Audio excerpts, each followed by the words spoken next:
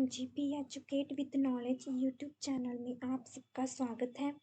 आज हम हिस्ट्री का जो सिंधु घाटी सभ्यता के कुछ इम्पोर्टेंट क्वेश्चन देखेंगे। उससे पहले वीडियो को लाइक, शेयर और सब्सक्राइब करें। तो बढ़ते हैं हम अपने आज के टॉपिक की तरफ, जो है सिंधु घाटी सभ्यता का फर्स्ट जो क्वेश्चन है हिस्ट्री का। निम्नलिखित युग्मों में से कौन सा सही सुमेलित है, ये हमें बताना है। लोथल प्राचीन गोदी क्षेत्र, सारनाथ बुद्ध का प्रथम धर्मोपदेश, राजगीर अशोक का सिंह स्तंभ शीर्ष और नालंदा बौद्ध दिगम का महान पीठ। तो इनमें से सही उत्तर चुनना है। First, second, third and fourth, third और फोर्थ, फर्स्ट, सेकंड, फोर्थ या फर्स्ट और सेकंड। तो इसके करेक्ट ऑप्शन कौन सी होगी, हमने ये बतानी है। तो इसका करेक्ट जो आंसर होगा वो होगा option number C. Option number C, यानी कि फर्स्ट, सेकंड एंड फोर्थ है जो वो सही है। फर्स्ट, सेकंड और फोर्थ। प्राचीन गोदी क्षेत्र है जो उसका लोथल होगा। ठीक है, प्राचीन गोदी क्षेत्र लोथल। बुद्ध का जो प्रथम धर्मोपदेश उन्होंने सारनाथ में दिया था। अशोक का सिंह स्तंभ का जो शीर्ष है वो भी सारनाथ में है। और जो बौद्ध अधिगम का महान पीठ है वो नालंदा। सेकंड क्वेश्चन देखते हैं। निम्नलिखित पशुओं में से किसे एक हड़प्पा संस्कृति में मिली मोहरों और टेराकोटा कलाकृतियों के रिप्रेजेंटेशन निरूपण नहीं हुआ था? कौन सा है जो हड़प्पा संस्कृति से मिली मोहरों और टेराकोटा कलाकृतियों से रिप्रेजेंट नहीं हुआ था? गाय है, हाथी है, गैंडा है या बाघ है? तो इन चार ऑप्शंस में हमें बताना है। हम करेक्ट ऑप्शन देखते हैं अपनी। तो सेकंड की करेक्ट ऑप्शन होगी ऑप्शन नंबर ए, यानी कि जो मोहरों पर गाय, ऊंट, घोड़ा व शेर को प्रदर्शित नहीं किया गया था। तो गाय है इनमें से जिसे क्या है, प्रदर्शित नहीं किया गया था। एक श्रृंगी बैल अधिकांशतः मोहरों पर दर्शाया गया। इन मोहरों पर ज्यादातर कौन सा ज्यादा, अगर हम बात करें तो ज्यादा एक श्रृंगी बैल है देखने को मिला। नेक्स्ट थर्ड क्वेश्चन देखते हैं हम। थर्ड क्वेश्चन है कि सूची वन। थर्ड क्वेश्चन देखते हैं कि सूची वन जो प्राचीन स्थल बता रही है और जो सूची टू है वो क्या है, पुरातत्व खोज के बारे में बता रही है। तो इनको हमने सुमेलित करना है। ठीक है, सही बताना है हमने, सही सुमेलित करना है। हम अपने ऑप्शंस देख लेते हैं कौन कौन सी है ऑप्शंस। तो ये हमारी ऑप्शंस है। पहले अगर हम प्राचीन स्थल की बात करें, लोथल है, पुरातत्व खोज, जूता हुआ खेत। तो इनमें से बताना है कि कौन सा हमारा सही होगा। ठीक है, कालीबंगा, गोदावड़ा, गोदीवाड़ा, धोलावीरा, पक्की मिट्टी की बनी हुई हल्की प्रतिकृति या बनवाली हड़प्पन लिपि के बड़े आकार के 10 चिन्हों वाला एक शिलालेख।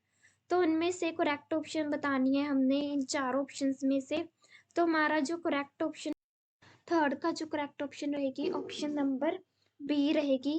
भिन्न भिन्न हड़प्पा कालीन जो स्थल हैं एवं उनसे जुड़े जो पुरातत्व खोज का अगर हम सही सुमेलित करें तो क्या आएगा, लोथल का गोदा, गोदीबाड़ा और कालीबंगा का जूता हुआ खेत, धोलावीरा हड़प्पा लिपि के बड़े आकार के 10 चिन्हों वाला शिलालेख, और अगर हम बनवाली की बात करें, पक्की मिट्टी की बनी हुई हल की प्रतिकृति।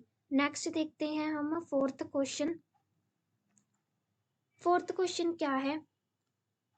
फोर्थ क्वेश्चन है कि सिंधु घाटी के संदर्भ में निम्नलिखित कथनों पर विचार कीजिए। फर्स्ट क्या दिया हुआ है, यह लौकिक सभ्यता थी तथा उसमें धार्मिक तत्व यद्यपि उपस्थित था वह सर्वशाली नहीं था। सेकंड है, उस काल में भारत में कपास से वस्त्र बनाए जाते थे। तो इनमें से सही कौन सा है, केवल वन या केवल टू या दोनों या ना दोनों में से कोई भी नहीं? तो फोर्थ का हमने करेक्ट ऑप्शन बतानी है कि कौन सी आएगी। फोर्थ के ऑप्शन होगी ऑप्शन नंबर सी, यानी कि फर्स्ट सेकंड दोनों आएंगे। सिंधु घाटी सभ्यता एक नगरीय एवं लौकिक सभ्यता थी। ठीक है, यद्यपि उसमें धार्मिक तत्व तो थे किंतु वर्चस्वशाली नहीं था। ठीक है, दोनों ही हमारे करेक्ट होंगे, फर्स्ट और सेकंड। इस काल में ना सिर्फ आंतरिक बल्कि बाह्य व्यापार भी उन्नत दशा में था। इस काल में सूती वस्त्र बनाए जाते थे, जिसके प्रमाण हमें कहाँ मिलते हैं, मोहनजोदड़ो में मिलते हैं। मेहरगढ़ से कपास की खेती करने का साक्ष्य भी मिला है। नेक्स्ट देखते हैं फिफ्थ क्वेश्चन। फिफ्थ है, निम्नलिखित में से कौन सा लक्षण सिंधु सभ्यता के लोगों का सही चित्रण करता है। उनके विशाल महल और मंदिर होते थे, वे देवियों और देवताओं दोनों की पूजा करते थे, युद्ध में घोड़ों द्वारा खींचे गए रथों का प्रयोग करते थे। तो इन तीनों में से कौन सी करेक्ट ऑप्शन है, 1 और 2, 2, 1, 2, 3 या कोई भी सही नहीं है। इन तीनों में से बताना है हमने। तो फिफ्थ का जो करेक्ट ऑप्शन रहेगी ऑप्शन नंबर बी, यानी कि ओनली 2 सही है, बाकी सारे गलत हैं। सेकंड क्या था हमारा, कि वे देवी देवताओं दोनों की पूजा करते थे, वे देवी देवताओं दोनों की पूजा करते थे। कहते कि सिंधु सभ्यता के लोगों के विशाल महल और मंदिर नहीं होते थे, बल्कि उनकी सभ्यता ईंटों के बने शहरों घरों के कारण उल्लेखनीय थी। ठीक है, महल मंदिर तो नहीं होते थे, पर ईंटों से बने क्या होते थे, घर वगैरह होते थे। और सिंधु सभ्यता के दौरान लोगों के घर क्या थे, बहुमंजिला होते थे, यानी कि मंजिलों एक के ऊपर एक मंजिल होती थी। शहर के अपवाह तंत्र काफी उन्नत प्रकार के होते थे। सिंधु सभ्यता के लोग के शांति प्रिय थे, वे कभी किसी युद्ध में शामिल नहीं हुए थे। ऐसा माना जाता है कि भूकंप जैसी किसी प्राकृतिक आपदा में संस्कृति और सभ्यता का विनाश हुआ। कुछ इतिहासकारों का मानना है कि आर्यों के आक्रमण और समुद्री सतह में परिवर्तन की वजह से इनका खात्मा हुआ था। युद्ध में घोड़े के उपयोग की कोई सत्यता प्रमाणित नहीं हुई। ठीक है, इसके अतिरिक्त सिंधु सभ्यता की मोहरों में छपा हुआ जो चिन्ह व जानवरों की जो निकृति, उनके धार्मिक आस्था के बारे में भी, लोगों की धार्मिक आस्था थी इसके बारे में बताता है। जो मूर्तियां थी वो उनके, जो पता चलता है कि उस समय के लोग देवी या पितृ रूप देवता की पूजा करते थे, जो शायद समग्र जाति के पिता के स्वरूप थे। नेक्स्ट सिक्स्थ क्वेश्चन है कि जो विशाल स्नानगार है, ठीक है, ग्रेट बाथ कहाँ मिला था। लोथल में मिला था ग्रेट बाथ, चंदूड़ों ने मिला था, हड़प्पा में, या मोहनजोदड़ो में मिला था। तो विशाल स्नान घर जिसे ग्रेट बाथ भी कहते हैं, वह कहाँ मिला था हमने बताना है। सिक्स्थ का ऑप्शन नंबर डी करेक्ट हो जाएगा, मोहनजोदड़ो में। जो ग्रेट बाथ था वो मोहनजोदड़ो में मिला था। 11.88 मीटर लंबा, 701 मीटर चौड़ा, 2.43 मीटर गहरा जो विशाल जो ग्रेट बाथ स्नान घर था वो मोहनजोदड़ो में मिला था। यह विशाल स्नान घर धर्मानुष्ठान संबंधी स्नान के लिए था। मार्शल ने इसे तत्कालीन विश्व का एक आश्चर्यजनक निर्माण कहा है। कौन सा निर्माण, आश्चर्यजनक निर्माण। ठीक है, नेक्स्ट सेवंथ क्वेश्चन, सिंधु घाटी सभ्यता की लिपि कौन सी थी, भारी थी, तमिल थी, खरोष्ठी थी या फिर अज्ञात थी। तो सेवंथ का हमने बताना है कि लिपि कौन सी थी, इंडस जो वैली थी उसकी लिपि। करेक्ट ऑप्शन होगा ऑप्शन नंबर डी, यानी कि सिंधु घाटी सभ्यता की लिपि थी अज्ञात। ठीक है, सिंधु घाटी की सभ्यता की लिपि का वाचन अभी तक नहीं हो सका है, कोई भी इसके साक्ष्य जो नहीं मिले हैं।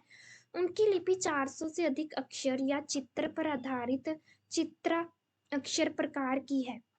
भारी तथा क्रोष्टी लिपि को सबसे पहले 1837 ईस्वी में किसने, जेम्स प्रिंसेप ने पढ़ा था। तमिल लिपि का जो उद्भव है वो भारी लिपि से हुआ ही माना जाता है। तो जो भारी और क्रोष्ठी थी जो, वो 1837 में जेम्स प्रिंसेप ने पढ़ा था। और अगर हम तमिल लिपि की बात करें तो यह भारी लिपि से ही उद्भव हुई थी। नेक्स्ट देखते हैं एट्थ क्वेश्चन। वीडियो अगर पसंद आ रही है तो प्लीज लाइक और शेयर जरूर करें। तो एट्थ क्वेश्चन देखते हैं, सिंधु घाटी की सभ्यता के लोग किस देवता की पूजा करते हैं थे, विष्णु की, बी ऑप्शन है ब्रह्मा की, इंद्र की या पशुपति की। जो सिंधु घाटी सभ्यता के लोग थे वो किस देवता की पूजा करते थे, कौन से देवता थे जिनकी सिंधु घाटी सभ्यता के लोग पूजा करते थे? तो करेक्ट ऑप्शन होगी ऑप्शन नंबर डी। ठीक है, हमारी ऑप्शन नंबर डी ठीक होगी, पशुपति। कौन से देवता थे? पशुपति। सिंधु घाटी के लोग पशुपति यानी कि शिव जी की पूजा करते थे। इसका प्रमाण हमें कहाँ मिलता है? मोहनजोदड़ो से प्राप्त जो मोहरे हैं जिस पर योगी की आकृति बनी है। तो योगी का जो अवतार या योगी की पोजीशन में शिव जी रहते थे, शिव जी का अनदर नेम क्या है? पशुपति से प्राप्त होता है। इसके अतिरिक्त भिन्न भिन्न स्थानों से प्राप्त जो प्रस्तर लिंग की आकृतियों से भी क्या है, हमें पत्थरों से भी शिव पूजा का प्रमाण मिला है। ठीक है, उनके जो लिंग हैं, जो शिवलिंग है, उनसे भी हमें इनकी पता लगता है कि शिव पूजा यानी पशुपति की पूजा करते थे। सिंधु सभ्यता के लोग मात्र देवी की मूर्तियों की भी पूजा करते थे। माँ की जो मूर्तियां हैं, देवी हो गई जैसे, उनकी पूजा भी करते थे। नेक्स्ट देखते हैं 9th क्वेश्चन। जो सिंध घाटी सभ्यता के शहरों की गलियां थी वो कैसी थी? शहरों की गलियां चौड़ी और सीधी थी, तंग और मैली थी, फिसलन वाली थी या तंग और टेढ़ी थी? तो हमें ये बताना है कि जो सिंधु घाटी सभ्यता की शहर की गलियां कैसी थी। तो करेक्ट ऑप्शन होगा option number A. Option number A है जो वो सही हो जाएगी, यानी कि चौड़ी और सीधी। जो शहरों की गलियां थी वो चौड़ी और सीधी। सिंधु घाटी सभ्यता के शहरों में गलियां एक दूसरे को समकोण पर यानी ऑक्सफोर्ड प्रणाली में थी, प्राय चौड़ी हुआ करती थी तथा इनके किनारों पर पक्की जो नालियां हैं बनाई जाती थी, जिन्हें बड़ी ईंटों अथवा पत्थर के टुकड़ों से ढका जाता था। 10th क्वेश्चन देखते हैं। मोहनजोदड़ो में सबसे बड़ा भवन अगर हम बात करें कौन सा है? सबसे बड़ा भवन कौन सा है? विशाल स्नानगर, धान्यागर, स्तंभ हॉल, 2 मंजिला मकान। सबसे बड़ा भवन मोहनजोदड़ो में कौन सा है? तो करेक्ट ऑप्शन होगी ऑप्शन नंबर बी, यानी कि धान्यागर। बड़ा भवन कौन सा था? धान्यागर। प्रमुख स्थल जो सिंधु घाटी सभ्यता के मोहनजोदड़ो से प्राप्त 2 प्रमुख स्थानों में विशालतम धान्यागर था। इनकी लंबाई धान्यागर की 150 फीट, चौड़ाई सिर्फ 50 फीट थी। दूसरा अगर हम बात करें विशाल स्थापत्य, विशाल स्नानागर था। पहला कौन सा था? धान्यागर। दूसरा स्नानगर था जिसकी लंबाई 39 फीट, चौड़ाई 23 फीट, ऊंचाई 8 फीट थी। अगर दूसरा पूछा जाए तो स्नानगर, जिसे ग्रेट बाथ भी कहते हैं। Next 11th question.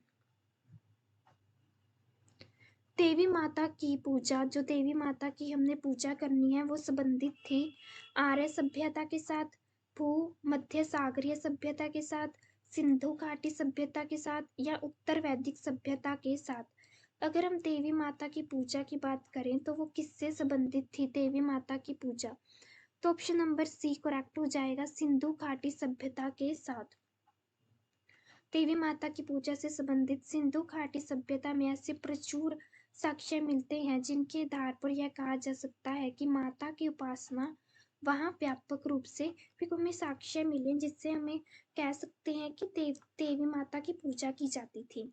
विभिन्न जो मूर्तियों थी, मुद्राएं थी आदि पर जो अंकित आकृतियां आदि से जो चित्र उभरता है उससे किसका? नारी शक्ति, नारी कौन सी होगी? देवी माता की उपासना के साक्ष्य मिले हैं, इसलिए देवी माता की पूजा की जाती थी सिंधु घाटी सभ्यता के साथ। इसके हमें साक्ष्य देखने को मिलते हैं।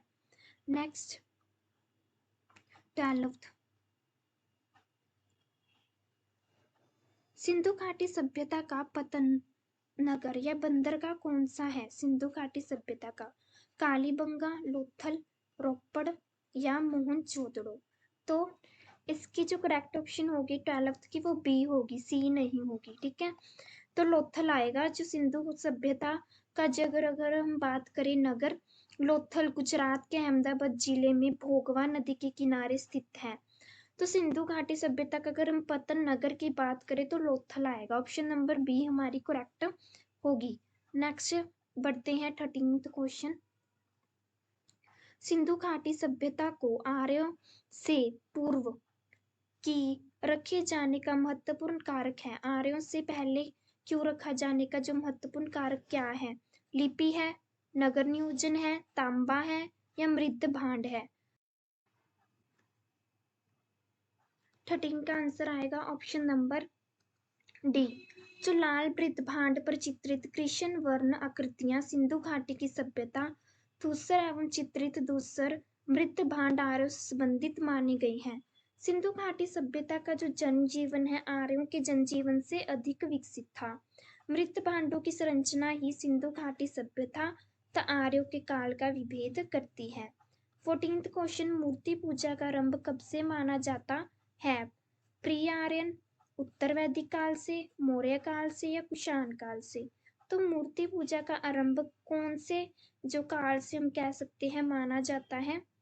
ऑप्शन नंबर ए, यानी कि पूर्व जो आर्य थे प्री आर्यन काल से मूर्ति पूजा का आरंभ माना जाता है। वो कैसे? जैसे कि मोहनजोदड़ो से प्राप्त एक मोहर पर अंकित देवता की आकृति तथा अनेक सैंधव जो पूरा स्थल थे उनसे प्राप्त मात्र देवी की जो मूर्तियां हैं वो प्रमाण क्या करती हैं कि मूर्ति पूजा का आरंभ है जो वो प्री आर्यन काल से हो चुका था। नेक्स्ट 15th क्वेश्चन देखते हैं हम। चुनहुतड़ो जाजो के उत्खनन का निर्देशन किया था किसने किया था? J.H. मेके ने, सर जॉन मार्शल ने, IEM व्हीलर ने या सर ओरेल चेन ने? तो हमने करेक्ट ऑप्शन बतानी है 15th की ए ऑप्शन, यानी कि जो J.H. मेके थे उन्होंने चनहूदड़ों के जो अगर हम कहते हैं कि उत्खनन का निर्देशन किया था। ऑप्शन नंबर ए करेक्ट है।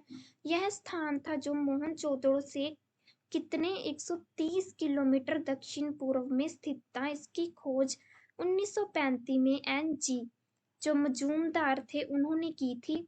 खोज इन्होंने की थी पर उत्खनन का निर्देश J.H. मेके ने किया था। मेके ने उत्खनन के द्वारा यह पता लगाया कि यहाँ मनका बनाने का कारखाना तथा भट्टी थी। तो ये थे आज के 15th क्वेश्चन। आई होप आप सबको वीडियो अच्छी लगी होगी। वीडियो को लाइक शेयर और सब्सक्राइब करना ना भूलें। मिलते हैं नेक्स्ट वीडियो में। Thank you so much.